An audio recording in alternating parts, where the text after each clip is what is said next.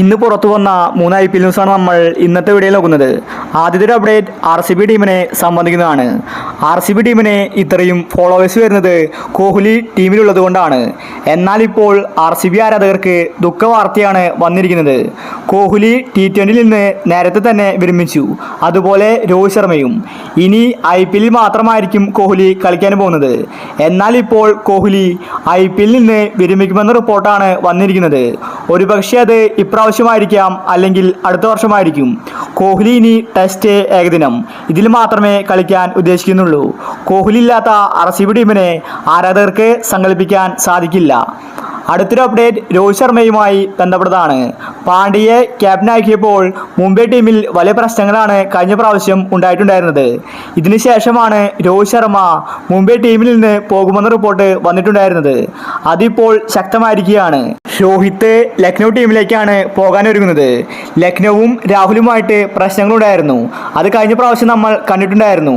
LSGയുടെ ഓണറായിരുന്നു രാഹുലുമായിട്ട് കയറുന്നത്. അതിനുശേഷം രാഹുൽ LSG വിടുന്ന റിപ്പോർട്ട് വന്നിട്ടുണ്ടായിരുന്നു. അത് ശരിയായിരിക്കുകയാണ്. രാഹുൽ ലേലത്തിലേക്ക് പോകാൻ ഒരുങ്ങുകയാണ്. പുതിയൊരു ക്യാപ്റ്റനെയാണ് ലക്നൗ നോക്കുന്നത്. അവരുടെ കണ്ണിൽ രോഹിത് ശർമ്മയാണ് ഇപ്പോൾ ഉള്ളത്. രോഹിത്തിനെ റെക്കോർഡ് തുകയ്ക്ക് സ്വന്തമാക്കാനാണ് LSGയുടെ പദ്ധതി. ഒരുപക്ഷെ അടുത്ത IPLൽ ലക്നൌവിന്റെ ക്യാപ്റ്റനാകാൻ രോഹിത് ശർമ്മയ്ക്ക് സാധ്യതയുണ്ട്. അടുത്തൊരു അപ്ഡേറ്റ് CSKയുമായി ബന്ധപ്പെട്ടതാണ്. CSK ടീം ഇപ്പോൾ സഞ്ജുവിനെ റെക്കോർഡ് തുകയ്ക്ക് വാങ്ങാൻ ഒരുങ്ങുകയാണ്. ട്രേഡിങ്ങിലൂടെയാണ് സഞ്ജുവിനെ വാങ്ങാൻ CSK ശ്രമിക്കുന്നത്. ട്രേഡ് വഴി നടന്നില്ലെങ്കിൽ ലേലത്തിൽ സഞ്ജുവിനെ CSK സ്വന്തമാക്കും. രാജസ്ഥാൻ സഞ്ജുവിനെ റിലീസ് ചെയ്യുകയാണെന്ന് ഉറപ്പായിരിക്കുകയാണ്. സഞ്ജു ഏത് ടീമിലേക്ക് പോകുമെന്നാണ് ആരാധകർ ഉറ്റുനോക്കുന്നത്. സഞ്ജു ഏത് ടീമിൽ പോയാലും രാജസ്ഥാനിൽ കിട്ടുന്ന ഫ്രീഡം സഞ്ജുവിനെ മറ്റൊരു ടീമിലും കിട്ടാൻ സാധ്യതയില്ല. ചിലപ്പോൾ സഞ്ജു CSK ടീമിലേക്ക് ചേക്കേറാൻ സാധ്യതയുണ്ട്. CSK സഞ്ജുവിന്റെ പുറകിലുണ്ട്. എന്ത് വില കൊടുത്തും സഞ്ജുവിനെ സ്വന്തമാക്കാനാണ് അവരുടെ പദ്ധതി. ധോണിക്ക് ശേഷം സഞ്ജുവിനെ കീപ്പറാക്കാനാണ് അവരുടെ പദ്ധതി.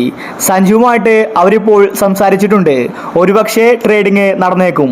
അപ്പോൾ അടുത്ത IPLൽ നിങ്ങൾ സപ്പോർട്ട് ചെയ്യുന്ന ടീം ഏതാണെങ്കിൽ താഴെ ഒന്ന് കമന്റ് ചെയ്യുക.